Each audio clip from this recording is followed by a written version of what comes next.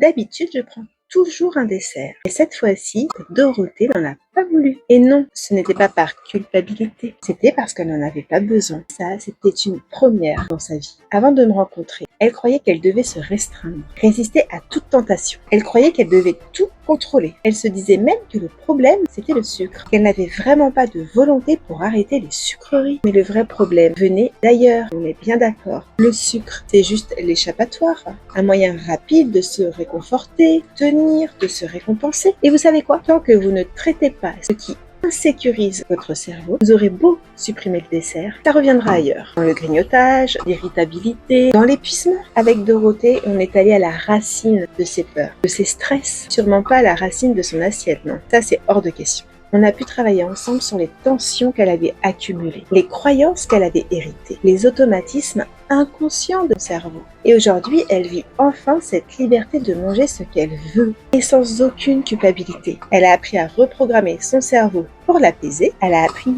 pas à pas à faire confiance à son corps. Et si le vrai changement, c'était ça, pouvoir dire non à un dessert, non pas parce qu'il faut, mais parce que vous n'en ressentez pas le besoin. Pouvoir dire non à un dessert, non pas parce que vous contrôlez, mais parce que vous êtes enfin apaisé. Je vous propose un rendez-vous de 45 minutes, pas pour parler de calories, mais pour parler de vous, ce qui se joue avant même de manger et de comment retrouver cette légèreté